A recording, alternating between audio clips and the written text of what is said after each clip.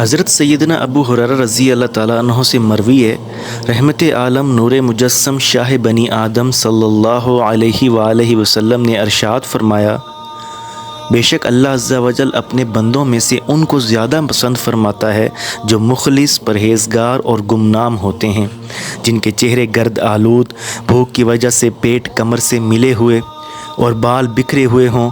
اگر وہ امرا کے پاس جانا چاہیں تو انہیں اجازت نہ ملے، اگر کسی محفل میں موجود نہ ہوں تو کوئی ان کے متعلق سوال نہ کرے، اور اگر موجود ہوں تو کوئی انہیں اہمیت نہ دے۔ اگر وہ کسی سے ملاقات کریں تو لوگ ان کی ملاقات سے خوش نہ ہوں۔ اگر وہ بیمار ہو جائیں تو کوئی ان کی عیادت نہ کرے، اور جب مر جائیں تو لوگ ان کے جنازہ میں شریک نہ ہوں۔ صحابہ کرام نے عرض کی، یا رسول اللہ، ایسے لوگوں سے ہماری ملاقات کیسے ہو سکتی ہے؟ آپ صلی اللہ علیہ وآلہ وسلم نے ارشاد فرمایا، اویس کرنی انہی لوگوں میں سے ہیں۔ صحابہ کرام نے عرض کی، یا رسول اللہ، اویس کرنی کون ہیں؟ میٹھے میٹھے آقا مدینے والے مصطفیٰ صلی اللہ علیہ وآلہ وسلم نے غیب کی خبر دیتے ہوئے ارشاد فرمایا، اس کا قد درمیانہ، سینہ چوڑا، رنگ شدید گندمی، داڑھی سینہ تک پھیلی ہوئی، اس کی نگاہیں جھکی جھکی، اپنے سیدھے ہاتھ کو الٹے ہاتھ پر رکھ کر قرآن پاک کی تلاوت کرتا ہے، زارو قطار رونے والا ہے، اس کے پاس 2 چادریں ہیں، ایک بچھانے کے لیے اور ایک اوڑھنے کے لیے، دنیا والوں میں گمنام ہے لیکن آسمانوں میں اس کا خوب چرچا ہے۔ اگر وہ کسی بات پر اللہ عز و جل کی قسم کھا لے تو اللہ عز و جل ضرور اس کی قسم کو پورا کرے گا۔ اس کے سیدھے کندھے کے نیچے سفید نشان ہے۔ کل بروز قیامت نیک لوگوں سے کہا جائے گا، تم لوگ جنت میں داخل ہو جاؤ، لیکن اویس کرنی سے کہا جائے گا، تو ٹھہر جا اور لوگوں کی سفارش کر۔ چنانچہ وہ قبیلہ ربیہ اور مضر کے لوگوں کی تعداد کے برابر گناہ گاروں کی سفارش کرے گا۔ پھر آپ صلی اللہ علیہ وآلہ وسلم نے حضرت سیدنا عمر فاروق اور حضرت سیدنا علی المرتضیٰ رضی اللہ تعالیٰ عنہ کو مخاطب کر کے ارشاد فرمایا، جب بھی تم دونوں کی ملاقات اویس کرنی سے ہو تو اس سے اپنے لیے دعائے مغفرت کروانا۔ حضرت سیدنا علقمہ بن مسعود فرماتے ہیں، حضرت سیدنا عمر فاروق اعظم اور حضرت سیدنا علی المرتضیٰ رضی اللہ تعالیٰ عنہ تقریباً 10 سال تک حضرت سیدنا اویس کرنی کو تلاش کرتے رہے، لیکن ان کے بارے میں معلومات نہ ہو سکیں۔ پھر جس سال امیر المومنین حضرت سیدنا عمر فاروق اعظم رضی اللہ تعالیٰ عنہ کا انتقال ہوا، اسی سال آپ رضی اللہ تعالیٰ عنہ نے حج کے موقع پر جبل ابو قیس پر کھڑے ہو کر لوگوں سے مخاطب ہوتے ہوئے بآواز بلند فرمایا، اے یمن سے آنے والے حاجیوں، کیا تم میں کوئی اویس نامی شخص موجود ہے؟ یہ سن کر ایک بوڑھا شخص کھڑا ہوا اور عرض کی، ہم نہیں جانتے کہ آپ رضی اللہ تعالیٰ عنہ کس اویس کے متعلق پوچھ رہے ہیں۔ ہاں، میرا ایک بھائی ہے جس کا نام اویس ہے، لیکن وہ تو بہت غریب اور عام سا آدمی ہے، وہ اس قابل کہاں کہ آپ رضی اللہ تعالیٰ عنہ اس کے متعلق سوال کریں، وہ تو ہمارا چرواہا ہے اور ہمارے ہاں اس کی کوئی قدر و منزلت نہیں۔ یہ سن کر حضرت سیدنا عمر بن خطاب رضی اللہ تعالیٰ عنہ بہت غمگین ہوئے، گویا کہ حضرت سیدنا اویس کرنی رضی اللہ تعالیٰ عنہ کے بارے میں اس شخص کا اس طرح بولنا آپ رضی اللہ تعالیٰ عنہ کو سخت ناگوار گزرا ہو۔ تھوڑی دیر بعد آپ رضی اللہ تعالیٰ عنہ نے اس بوڑھے شخص سے پوچھا، تیرا وہ بھائی کہاں ہے؟ کیا وہ ہمارے حرم میں موجود ہے؟ اس نے جواب دیا، جی ہاں، وہ حرم شریف ہی میں موجود ہے، شاید اب وہ میدان عرفات کی طرف ہوگا۔ یہ سن کر امیر المومنین حضرت سیدنا عمر فاروق اعظم اور حضرت سیدنا علی المرتضیٰ رضی اللہ تعالیٰ عنہ فوراً میدان عرفات کی طرف چل دیے۔ جب وہاں پہنچے تو دیکھا کہ وہ عاشق صادق ایک درخت کے نیچے نماز پڑھ رہا ہے اور اونٹ اس کے ارد گرد چر رہے ہیں۔ یہ دیکھ کر حضرت سیدنا عمر فاروق اعظم اور حضرت سیدنا علی المرتضیٰ رضی اللہ تعالیٰ عنہ اپنی سواریوں سے نیچے اتر آئے اور اس عاشق صادق کے پاس آ کر سلام کیا۔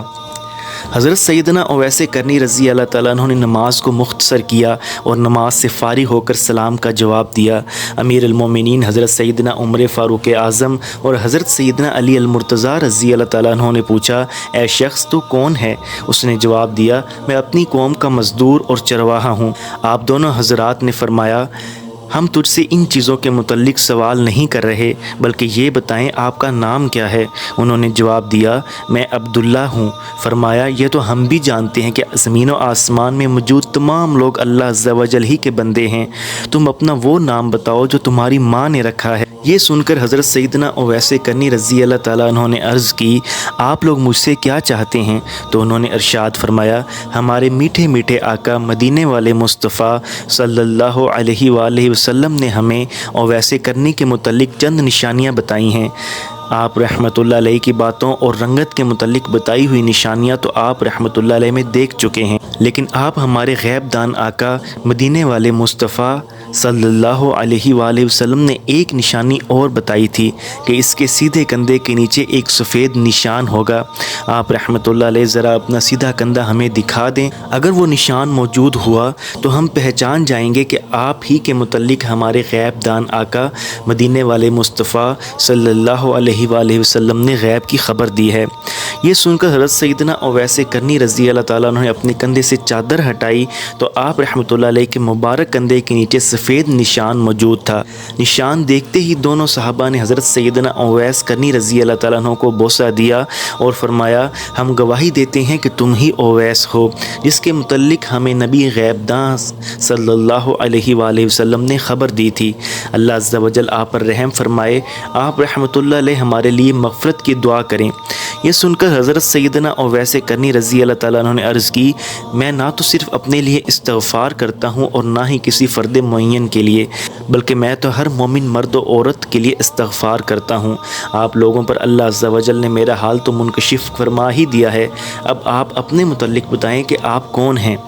حضرت سیدنا علی المرتضیٰ رضی اللہ تعالیٰ عنہ نے یہ سن کر جواب دیا، یہ امیر المومنین حضرت سیدنا عمر بن خطاب ہیں اور میں علی بن ابو طالب ہوں۔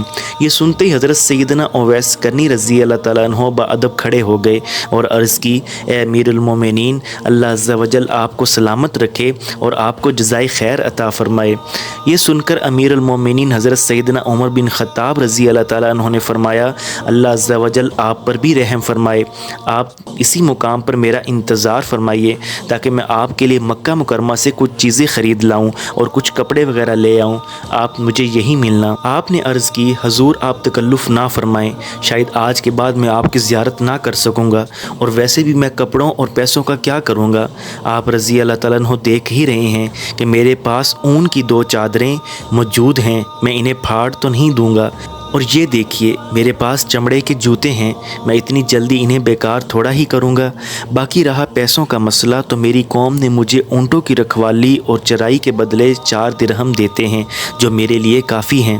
اے امیر المومنین، میرے اور آپ کے سامنے ایک تنگ اور دشوار گزار گھاٹی ہے جسے صرف کمزور اور ضعیف لوگ ہی عبور کر سکیں گے، بس ہو سکے تو اپنے آپ کو ہلکا کر لیں، اللہ عز و جل آپ پر رحم و کرم فرمائے۔ یہ سن کر حضرت سیدنا عمر فاروق رضی اللہ تعالیٰ عنہ نے اپنا درہ زمین پر مارا اور فرمایا، اے عمر، کاش تجھے تیری ماں نے جنا ہی نہ ہوتا، کاش وہ بانجھ ہوتی۔ پھر فرمایا، کیا کوئی ایسا ہے جو مجھ سے خلافت کو اس کی ذمہ داریوں اور اس کے ثواب کے ساتھ قبول کر لے؟ حضرت سیدنا اویس کرنی رضی اللہ تعالیٰ عنہ نے عرض کی، اے امیر المومنین، جو کوئی اللہ عز و جل سے ڈرتا ہے وہ اس خلافت سے دور بھاگتا ہے۔ اب آپ ایک طرف تشریف لے جائیں اور میں دوسری طرف چلا جاتا ہوں۔ چنانچہ امیر المومنین حضرت سیدنا عمر فاروق اور حضرت سیدنا علی المرتضیٰ رضی اللہ تعالیٰ عنہ مکہ المکرمہ کی طرف تشریف لے گئے اور آپ رحمۃ اللہ علیہ اونٹوں کو لے کر دوسری طرف چل دیے اور اونٹوں کو قوم کے حوالے کر دیا۔ پھر سب کام چھوڑ کر صرف اللہ عز و جل کی عبادت میں مشغول ہو گئے اور بالآخر اپنے خالق حقیقی عز و جل سے جا ملے۔ اللہ عز و جل کی ان پر رحمت ہو اور ان کے صدقے ہماری مغفرت ہو، آمین بجاہ النبی الامین صلی اللہ تعالی علیہ وآلہ وسلم۔